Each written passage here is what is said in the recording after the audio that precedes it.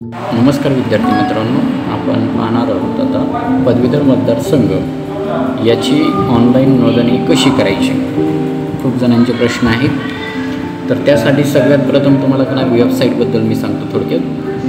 वेबसाईटला हे बघा, इथं आपण mahaelection.government.in या वेबसाईटला इलेक्टोर रजिस्टर म्हणून का नाही एक बाय ऑप्शन आहे, तिथं तुम्ही जाऊ शकता. त्याच्यानंतर हा असा इंटरफेस तयार होईल.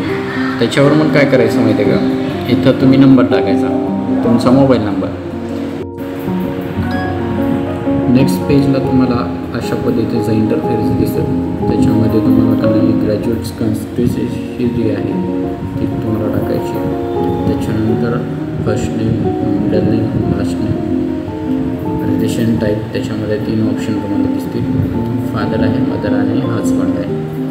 त्याच्यानंतर तुम्हाला जेंडर डिफाईन करायचे. त्याच्यानंतर डेट ऑफ बर्थ तुमची टाकायची. त्याच्यानंतर मग हा तुमचा ॲड्रेस प्रूफ असेल. इथं एज्युकेशन क्वालिफिकेशनबद्दल आहे, तर ते फिलअप करायचं आहे. अशा पद्धतीने तुम्ही हा पूर्ण फॉर्म भरल्यानंतर सबमिट ह्या बटनावर क्लिक करायचं आहे. हे बघा, अशा पद्धतीचा पुढचा इंटरफेस तयार होईल. आणि याच्यामध्ये आपल्याला का नाही अपलोड डॉक्युमेंट म्हणून ऑप्शन आहे. याच्यामध्ये आपल्याला फोटो अपलोड करायचा आहे, जो की 100 KB आतमध्येच असला पाहिजे.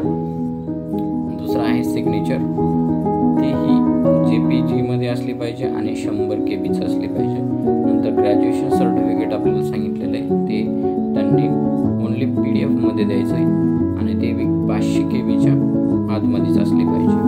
नंतर बघा, ॲड्रेस प्रूफमध्ये त्यांनी सांगितलेलं आहे की आधार असलं पाहिजे, current passbook of nationalise scheduled बँकचं, इंडियन पासपोर्ट, अदर